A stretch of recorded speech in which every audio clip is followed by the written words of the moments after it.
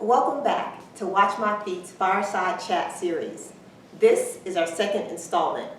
My name is Teresa Snipes and I'm the founder of WatchMyFeet.org, an organization dedicated to uplifting, inspiring, and helping people to move into alignment with their purpose. And tonight, we're going to do just that.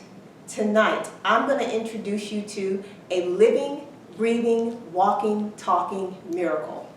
Her name is Bariyiga. After being diagnosed with a terminal illness, she now has a clean bill of health. She's going to take us on her journey. She is an inspiration to us all. Watch this.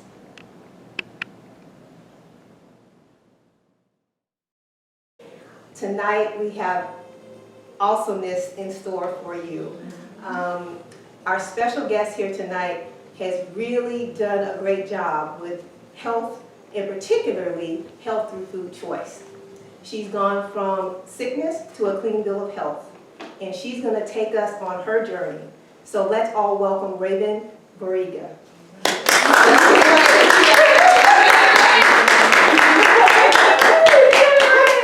for that. You say it. She can say it much better than I. Bariyiga. Got it. So thank you so much for joining us tonight, Raven.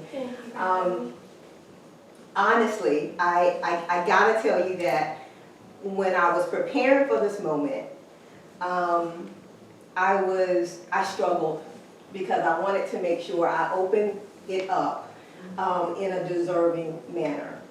I know bits and pieces of your story. Right. I've not heard her story, so I'm going to hear it when you guys hear. But from what I've heard, I wanted to make sure it was just right. And so, for me, it boils down to truth. And the truth is, what I see in this moment is, this is the first time you are explaining your story, you're telling your story on this platform. And so to me, that is you taking everything that life has given you, you're wrapping it up into this gift, and now you're giving it back to the world in hopes to help, maybe even save a life, in hopes to have people just do better, inspire people, and that's what we're all about. So I'm going to give you another round of applause. I know this is huge for you. It's huge. It is. So tell us about the moment you decided you were going to do this. Okay. When I went to my doctor and his reaction was just like, wait, what? He said, hold on, give me 1 second. He had to go get another doctor. He said, come here, read this report. And they're like, this doesn't make any sense. What's going on? And I went from, they called my life twice, to call my family and saying she's not going to make it, to there's nothing in my report that says I'm sick now. Besides the regular, high blood pressure, not there. The high cholesterol, not there. So the regular stuff is not even there either. So my doctors are confused, and that made me want to tell my story, because when I was going through it, I didn't have a playbook to go by. All I had was me and God. And said, all right, Lord, you brought me to it, so you got to bring me through it. And he brought me to it and through it. So that's when I decided I have to share the story. I have to share the story that I couldn't find on YouTube. Right. When I was going through my situation. So. Right. And I remember us, and I want you to describe the moment, because I think we both had different takes on it. In my space, I think we were in that room, Yes. And she came in with some Terra chips, and I'm like, okay, I'm hungry, but I don't know if I'm going to like this chip. And she proceeded to tell me everything about this chip. And by the way, you guys have it in your goodie bags tonight. But as she was describing it, she was also describing how she got to come to eat that chip. Yeah. And so she opened up just a bit in that room. And can you describe that feeling when we were in there, so excited? I'm like, I don't know. It's just, it was meant to be. I think that's the only feeling. It's like I was searching for a way to tell my story, or somebody to help me realize that there are other people who need to hear my story, instead of me thinking it's just not a big deal. Oh, it's not that big. Right. But, you know, seeing your reaction and then the fact that you interacted with me like that, I was like, this had to be meant to be. Like, there's no... Because, you know, when I started the Fireside Chat series, I had one person. So I still got to figure out who my next people are going to be. They're going to be awesome. Yes. But at that moment, I knew she was the one. It was just something that went off, and we got to closing the door and shouting. Yeah, we and did. We had a praise moment. You know, God just bringing it together. And so what an honor to be the first platform to have you tell your story. So Yes. Can you tell us about your diagnosis? Yes, so when I moved here, well, first of all, I was born with this weird GI disease that suppressed itself until I got into college. And then I got diagnosed with Crohn's, IBS, IBSD. Then they were just like, we don't know what's going on with you. They start pumping you with medicines and antibiotics to help reduce infections in your intestines and stuff like that. So that really wasn't helping me. Really how I got diagnosed with what I'm in now, which really they haven't truly diagnosed me, which is through surgery. I've had 5 surgeries so far, and they've diagnosed me with colon cancer, endometriosis, a type of liver disease, and yeah, and fibroids. So I had all that, ruptured appendix, appendicitis, and I had adhesions that cemented the lower part of my body from my lungs down. It was full of adhesions, and it was kind of cemented, which eventually put a hole in my colon. So that caused the colon cancer and all that great stuff. So let's talk about that. I'm amazed because I only knew two diagnoses. So I just can't imagine. But I want to talk through it because I think people need to know, really what that means, right? So when you say endometriosis, yes. So tell us what happens in your body when that. So it's the outlining of your uterus that grows outside of the uterus. It can grow in any body part, any organ inside your body, and it also can travel. So my endometriosis started in my uterus, and most of the time people think it's from like having a kid or anything else like that. Research has shown now that they cannot find out the root of endometriosis. They just don't know where it's from. Back in the day, it's like when you had endometriosis after you had a kid, which every woman in my family has had endometriosis after they had a child. I was the first one who got it before having children. So basically it grows upward or down. It can even grow all the way down to your legs, all the way up to your chest and your shoulders. Mine has done both. So sometimes when it flares up, so that inflammation in your body, when it flares up, it's not like menstrual cramps. It's like menstrual cramps around your whole body. Really? Yeah, that's what it feels like. And so it's the lining, like the tissue. The tissue in your uterus. Okay. Is growing outside of the uterus, and just like your uterus relieves itself every month, it has to relieve itself, right? It doesn't have anywhere to go. Yeah. Inside of your body because it's in your organ cavity. Yeah. So it flares up. And sometimes, like with me, some women look like they're 9 or 10 months pregnant. 10 months is not really, but anyway, 9 months pregnant, sorry. 9 months pregnant, but my stomach gets pretty much like right here. Well, I have to wear clothes that's 2 sizes bigger than my original size. My ring and stuff doesn't really fit. So it kind of swells up your whole body. Wow. Yeah. And you mentioned fibroids, which I think a lot of African Americans have dealt with fibroids. Yes. Can you talk to us about that? Luckily, my fibroids aren't as bad as they used to be. Somehow they shrunk. I don't know how they shrunk. My doctors don't know how they shrunk, but some fibroids can shrink. And that can be in your uterus or anywhere in your female organs.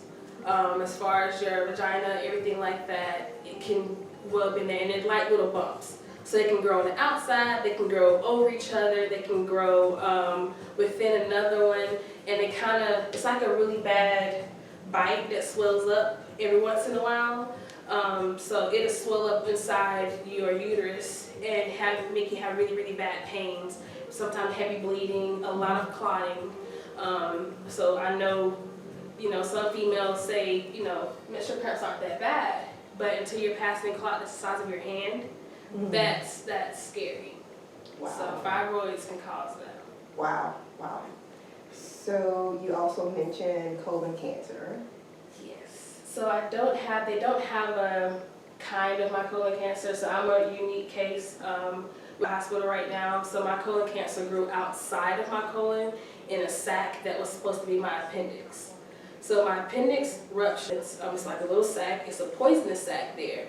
So it ruptured, and then somehow whatever was growing inside kind of consumed itself in what was left of my appendix and started growing a tumor. There's this mucous membrane that lives outside of your colon that they're trying to categorize as an organ now. Luckily, this mucous membrane kind of consumes cancer somehow. In my case, it consumed my cancer, but I had to get 8 lymph nodes removed and about a foot of intestines. But this is surgery number 5 when I had that done. So I already had different, inches of my intestines removed before. So, and also the colon cancer had me to have an ileostomy bag. So ileostomy bag is where they cut your small and your large meat. They cut that and they place your part of your intestines outside of your body. And they kind of loop it and cut it in half. So I didn't have regular bowel movements. I had my bowel movements through my bag. And that was a very interesting experience, only because you don't just have the bag. You have your skin dying. I was rubbing and my flesh would just come off with like the rag that I was using. It burns a lot. It makes noises, which is embarrassing when you're out and you're like so self-conscious of this bag. So luckily I was a good case that I was able to get mine reversed. So that all came from that colon cancer. So I want to put it into perspective. How old were you when you were diagnosed with these illnesses? I was 23. So 23. Yes. So let me put it into perspective for you guys. So at 23, being diagnosed with one thing, not to say 4, right, or however, is very different from being diagnosed at 40 or 50. Because you have a certain level of maturity that happens, right? At the tender age of, someone being in their 20s, they're devastated if the boyfriend broke up of 6 months, right? So you can imagine, and I thought about this, you can't really imagine what someone like is going through, during that time. Yeah, especially with social media now. Especially when all your friends are going out and doing stuff and you can't do it because you don't know how your stomach is going to react within 10 minutes. So I really stayed at home or in my safe spaces. I didn't really go out a lot because sometimes if I wasn't 10, 15 minutes away from my house, I couldn't go. Because I didn't know how my stomach was going to react. And, some people say you can go to the restroom anywhere, but what do you do when you have to sit there for 4 or 5 hours before your body releases whatever is in there and you're in pain the whole time until it does that? Right. So those circumstances are very different, yeah. And not to mention you're young, you're just starting your life, you're just understanding what life is about and how the opportunities that, that life can bring you. And so I look at it as being on this roller coaster ride where you seemingly are at the top and you get diagnosed with illnesses like that. So my next question to you is obvious. How do you gain the strength and even the will to process it? Not to even get through it yet, but just to process what's happening. I didn't at first. I didn't have any will, I didn't have any strength. I remember going home after I had 2 surgeries back to back, 2 emergency surgeries back to back, and basically I had to figure out what I'm gonna do. Either I'm going to go through this the rest of my life and keep having surgeries to keep getting intestines cut out until eventually I would have an ostomy bag, or I'm just gonna say I don't believe what the doctor said. There has to be another way because the vision that I have in my head for where I want to be in 5 to 10 years that God gave me is not what the doctor is telling me. Mm. So it took me a couple of days. I got home, I stayed in my room. At the time, my boyfriend was there with me and my mom, and they were like, she just stayed in her room. I stayed there in the bed, and I'm like talking to myself for like 2 or 3 days and trying to figure out what I'm gonna do. Mm-hmm. And that's when I first got my bag. So of course that right there is automatically like depressing. Yes. And then the reaction of other people put a big influence on me because my family was devastated. I woke up to them crying like in tears, and I'm like, what's wrong with y'all? Yeah. And they're like, you know, like, what? Yeah. So like the reaction that some people give sometimes can make a huge effect. So with me now, I look at my disease as it's just something that happens. Mm-hmm. I mean, that's how I get through it. I'm not going to let it stop me. I'm going to do what I need to do to keep it contained, but I'm not going to let it stop me from doing what I need to do in life and what I want to do. Mm-hmm. Mm-hmm. So 3 days, you're talking to yourself, and you came out with what? I'm going to decide to live? Yeah. If I'm going to decide to live, if I die, Lord, thank you. Yeah. For letting me see the time I've been here. Yeah. That's all I can say, because I had a little cousin, he was 4 years old, he was diagnosed with bone cancer. And I seen this little 4-year-old act like there was nothing wrong. And I said, you know what, if he did it, why can't I do it? I mean, I've been through life way more than he did at that age. Mm-hmm. I mean, so I have way more to look forward to. Though. I just graduated from college, I have a boyfriend, I moved to a different state. I mean, there's a lot going on at that time. So I decided to tough it out, and I have too much to look forward to. Right. And you mentioned this to me before.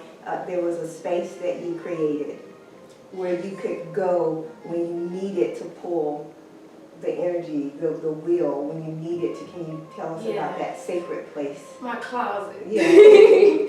So I know the Southern saying, you know, grandma's always in her closet. My grandmother was always in her closet. So that's where I went back to, because sometimes I seen her go in one person and come out a totally different person. So I was like, okay, I can start doing that. I had my Bible. I listened to Pastor Michael Todd with Transformation Nation, and that helped me beyond measure. And I just started writing down my feelings and how I feel and what I wanted to happen. And one thing my grandmother said, speak things as if they already are.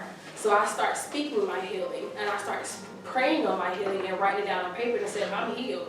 I'm going to have my family. I'm going to be delivered. I'm going to live to see next year. I'm going to, travel the world one day. It might not be right now, but it will be in due time. Mm-hmm. Wow, that's powerful. I think we can all learn from that. For whatever we're going through, it really starts in the mind. It really starts there. It has to be. That's powerful. That's powerful. Yeah. So you have your sacred place now. When did food become your weapon against your illnesses? Like, how did you even make that connection?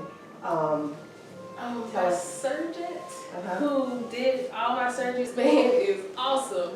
And we made a connection because he said, I think I've been near a church in Greenville. And I'm like, okay, this might be a good thing here. And he says, you have a special case. And he says, no medicine is really going to help you. You're going to continue to go through all these surgeries for the rest of your life until you eventually have to have a bag. Because one thing about medicine in your GI tract, a lot of pain pills and stuff like that slow it down and make it stop moving. Because medicine relaxes your body, right? Mm-hmm. So if you're taking ibuprofen or oxycodone or whatever they're giving you, it's slowing down your intestines, which means they're not doing this, which means they're not breaking down the food, which means they're dying in my case, because I can't break down the food by myself anyway. Mm-hmm. So it's just sitting there.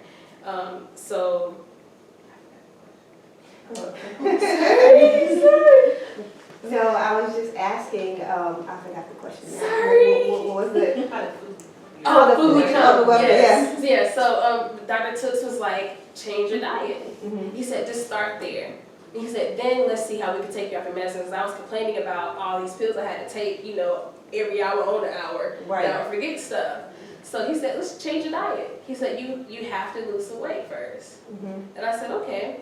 At that time, I was probably 280 pounds, 290-ish. So I was like, I'm good, I'm thick, ain't nothing wrong with that. So I didn't have a problem with it until I realized I got sick after everything I ate. And I was like, but I just ate a salad. But what dressing did you use? Oh yeah, it had some cheese in it, pasteurized cheese at that. Yeah. So that's what's making me sick. And then I started just going through the labels and reading stuff and kind of eliminating things that I wrote down that made me sick. If I ate something one day, I'll put it in my phone and write down in a book and say, this made me sick. Don't eat this again. So when I started doing that, it made me feel a lot better. And then I started finding different things. And really, I give kudos points to the boyfriend then became my husband now. So he stuck through the beginning of my journey all the way until now. Wait just a second. So speaking of Victor, I've never met him, but I am in awe of the support that he's given her, even from the flowers that he delivered tonight. Yes. You want to talk about the color and what that means to you? So endometriosis, the ribbon is yellow. So he brought me some yellow flowers just because he knew I was a little nervous about really telling my story. This is the first time I've said a lot of things like this out loud. So besides to him. So yeah. And he was gonna be here tonight in support. That's who he is. I can't wait to meet him. But she said, I feel like I'm in a room of good sisters who are supportive. So I think I'm gonna be okay. So so I told him to go ahead. So yeah. Yeah, so that's when food, it just kind of, the light went on. Like everything that I'm eating, I need to, okay. But I wanted different vegetables because I got tired of eating just lettuce and just tomatoes or cucumbers with some salt and pepper on top and calling it a meal. So I had to find creative ways to fulfill myself because I was sinking into depression. Right. So, yeah. So you talk about depression, which, were there ever times when you even after you got in your sacred place, were there ever times where you just said, I want to give up then, or? Oh yeah, there were definitely times, because no matter how much you pray or you say you want to do this, you still have to stay in that mindset, and it's so easy to get out of that mindset. Right. Even simple things like people invite me to lunch at work, I automatically just sink down. Yeah. And I'm like, I can't go because I can't eat the stuff there. I don't want to explain to them why I can't eat it. I don't want them to look at me in a different light or think less of me. So that automatically makes me really, really sad. Or even walking to a grocery store and looking around and like, you know what? I can't eat anything in here aside for the raw vegetables over here, which sometimes can be questionable. Yeah. So it's really, it puts you in a mindset. It's just like, what am I supposed to do? Well, if you think about it, food is everything, right? It is. It's everything. Yeah. It's absolutely everything. And so when you have to be mindful of that, like myself, like you can go and pick up something and it'll be fine. But when food is everything and you have to be that cautious with everything that you do, 3-4 times a day, Right. I could see how it's constant, which means that's constantly on your mind, which means you constantly have to be in a certain mind frame. Yeah. Right? Yeah. And it takes a lot more energy to do that. Do you mind sharing the story where you were traveling out of town? And because I hope you don't mind, but you said you wanted to be I want to be completely honest because I couldn't find a way to ask these questions. So I was talking to Raven, and she was explaining to me how she had to quickly leave to go out of town. And usually she's prepared. She has a bag of food and she's taking it with her. And she didn't have that, right? And we talk about depression and how you have to be in that mindset. But when she realized that and she went to the store to get the food, you just couldn't find anything. Yeah, this is survival. Stood in front of the freezer with tears rolling down my face. I'm like, I haven't eaten anything. I'm about to starve. It's a very stressful situation where I had to come out of town. What do I do? There's nothing to eat. And where I'm from in Greenville, South Carolina, there's not a lot of places like here in Atlanta. So it was basically with some cucumbers and some tomatoes and salt and pepper, But there was nothing else in the freezer. There was like 2 little rolls of things that I could eat, and they weren't even appetizing by the look. So I just broke down in the middle of the store. People were looking at me like, what's wrong with her? Why she crying? But I was like, I can't find nothing. Because when you get so hungry, like, yeah, people say starvation is a bad feeling, but when you have to starve yourself and there's so much food around you and you can't eat it, but you want to eat it, it's a different level. It's a different level. Yeah. What do you want people to know about your experience? I imagine God didn't put you here for nothing. I imagine there is a lesson to be learned in everything. What do you think that lesson is? You have to take matters into your own hands and don't always listen or take in what the doctors or other people are telling you about your body, about yourself, about your mind, about your organs. You the only person that know you best than anyone else. So actually focus, meditate, figure out what's going on with your body, start eliminating stuff, start writing down stuff. Like, focus on you for a minute. Because if you don't, if a doctor can tell you what's wrong with you, but he doesn't know any other things you have going on, it doesn't really help you. That just prolongs it, and it adds other things to it. Because the medicine you're going to be taking has side effects. And sometimes those side effects can be worse than the actual problem that you have now. So I would say take matters into your own hands. Don't depend on what hearsay or he say or anybody else says. Do your research. Listen to your body. Write down things that you know are change or a difference in your body, or in foods and stuff. Or if you at the farmer's market somewhere, take a picture of a fruit or a vegetable and research and see what it's good for. Because what I do is if I'm feeling sick or if I feel inflamed in my stomach, I know I need turmeric. So I go automatically fix me something with a whole bunch of turmeric in it. If I'm sick, like last week I was just sick.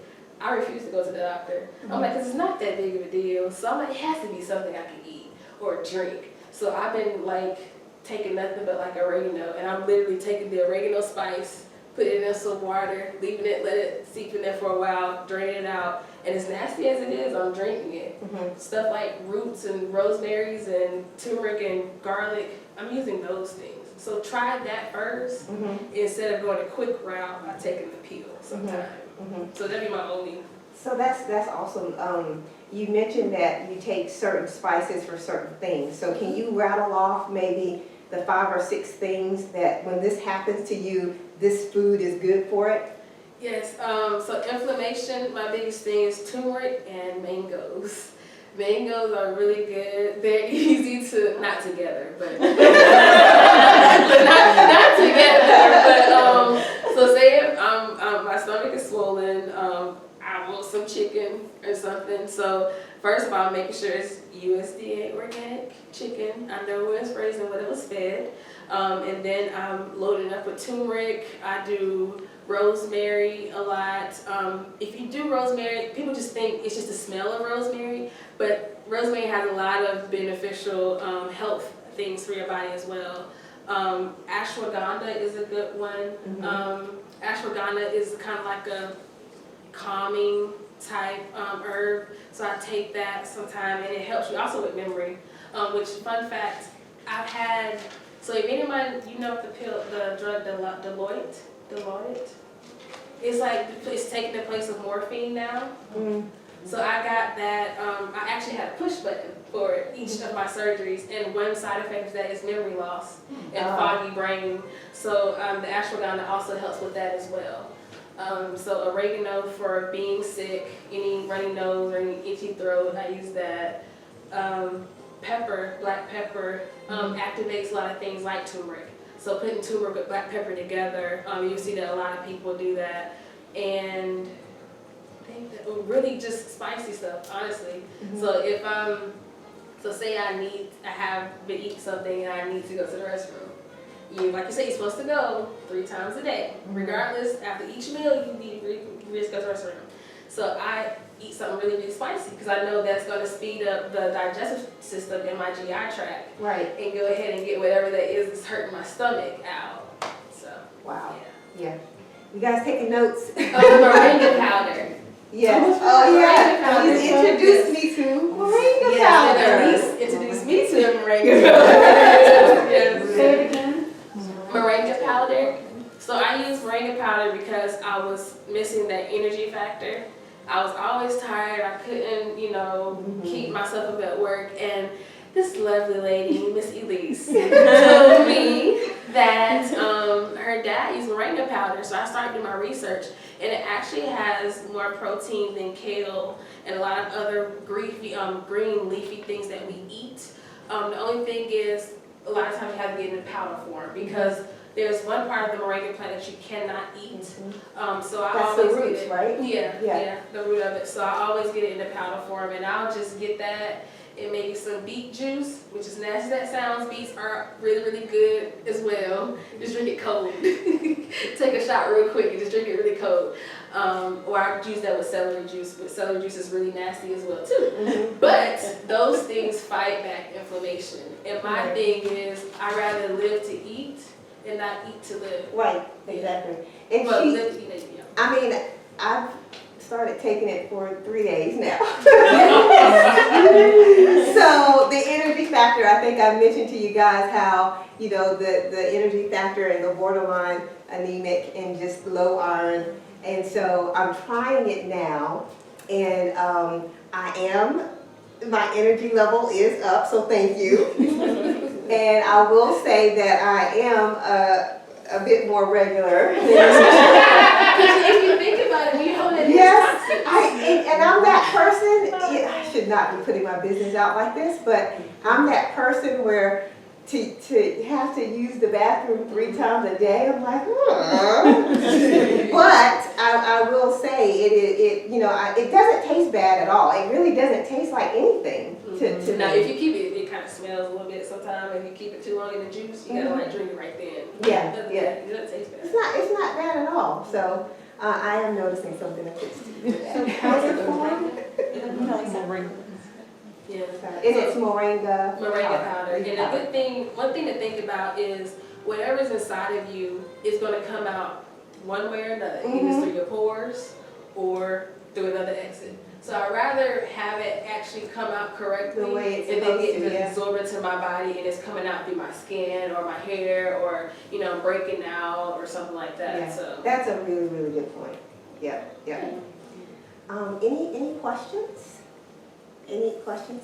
Where do you get the moringa powder? the Cal Farmers Market. I live there for everything.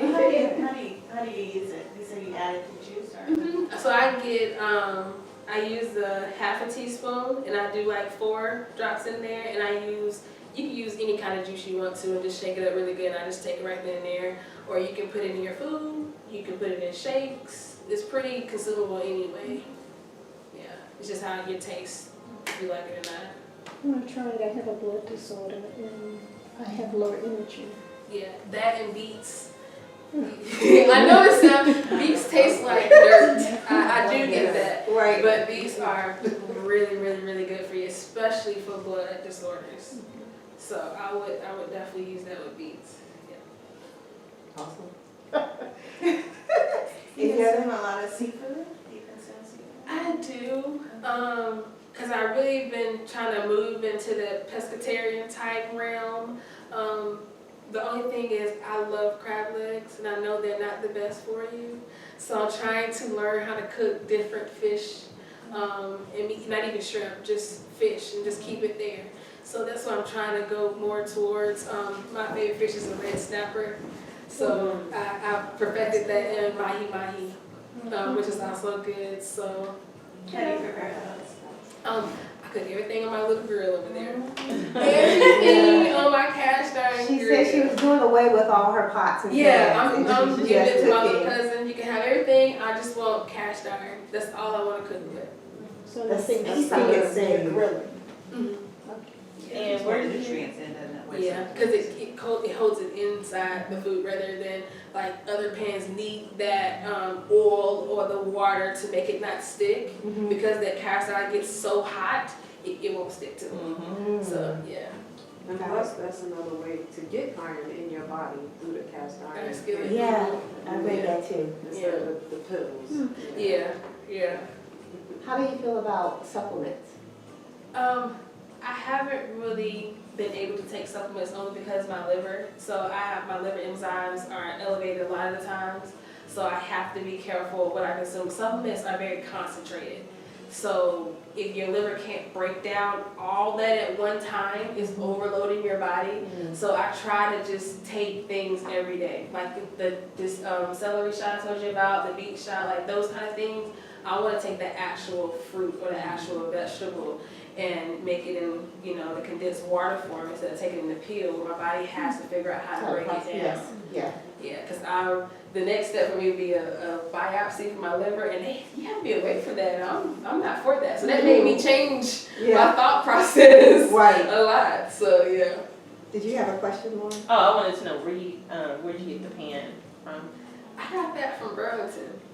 Really? Yeah. Okay. Oddly enough, I find a lot of my cast iron stuff. I used to go to the it's not Gaff. Is it Gaffney? Yeah. There's a skillet store in Gaffney. It used to be there. Not Gaffney. What's between here? Yeah. But they closed it down. So I've been going to Burlington a lot. And I can let you know the brand of that skillet. Okay. Yeah, it's really, really good. I've had that skillet for over a year. The key is keeping it oiled. So whenever you wash it, you have to keep it oiled. Because if you rest it, that means you have to get that good old potato and some salt, scrub it, and then throw it in the fire and let it burn itself, and then take it back out. So that's how you have to re-season it. So. Are you saying Burlington, like Burlington Coat Factory? Yeah, Burlington Coat Factory. Yeah. Can you talk about some of the starches that you use, like rice, and do you do rice pasta? I try to stay away from it only because it turns into sugar afterwards. It breaks down in your system. I'm trying to find more ancient grains. So I know basmati rice is kind of the only one I stick with, and that's every once in a while. Because the regular parboiled rice doesn't really break down, and sometimes it's not rice. There's been things it has plastic in it and stuff like that. So I do wild rice, basmati, and I'm trying like couscous and different kind of ancient grains. I'm trying lentils. But the only thing about lentils is it has a lot of gas, which in my situation, like beans and stuff, which are really good proteins, I can't consume because if it creates gas in my system, it swells up and then I can't, function. So instant rice is just out the door then, huh? It's completely out. I had to learn how to cook rice. I didn't learn how to cook rice until a couple of years ago. I didn't realize I just used a little bag all the time. So, yeah. Yeah. So, I'm sorry? I'm sorry, I have a tip for you maybe that might help if you want to Yeah. fry the beans. What you do is you cook it until that water runs clear. So you cook it like a half hour and then you pour that water out. And you put more water in, you cook it for another half hour, you pour that out, and then you cook it again. Okay. And that's, I learned that from Cools it YouTube. out. Okay. And I've tried it, and it helped us all out a great deal. We haven't really been gassy when we eat our beans. Okay. I So would definitely you might try wanna that. Yeah. Just try I've it heard and the see. potato thing where you put a potato in there and it kind of supposed to take away some of the gas in the beans. But I would definitely try that one. And also, like, once you start eating it, because not eating meat, I eat beans all the time. And part of that gas thing too is you build up more enzymes the more you eat it, and then you'll have enzymes that break it down so you won't get as gassy. Like, it doesn't really gas me. Gotcha. Okay. So you talked about, we talked earlier about just having an open mind and being willing to try certain things that it has helped you out just in your particular situation. Can you talk about some of the unconventional things that you maybe have tried? Afterwards, I really start just taking CBD myself. So I do the little vape pens every once in a while. The only thing about like the little gummies is the sugar, and it has the gummy stuff in it, so it's still not good for you.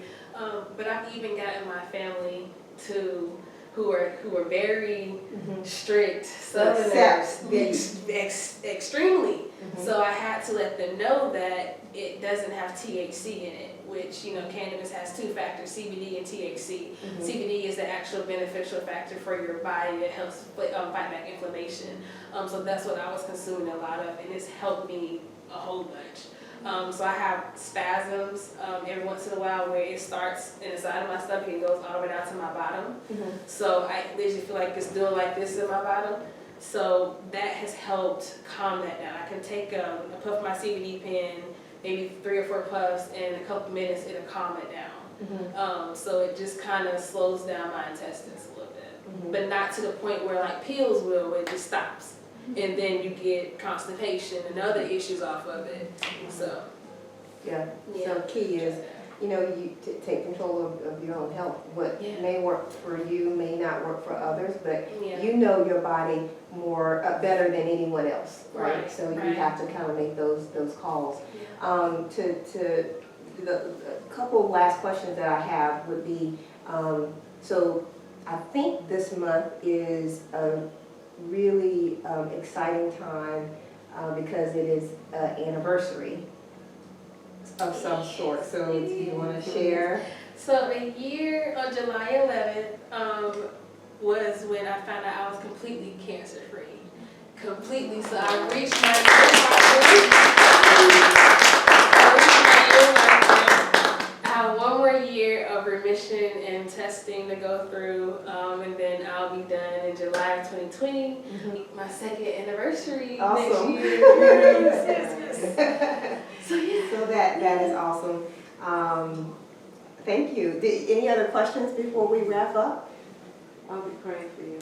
Thank you. Thank you guys so much. Thank you. Well, thank you again, Raven. I cannot thank you enough for sharing your story. I've learned a lot. And I think, you know, one of the ladies said, you don't know how much you inspire us, right? I know you're young, but there's something in you. There's a reason why you continue to carry a light that most people could not carry after gone through half of what you've gone through. So continue to carry that light, and thank you so much.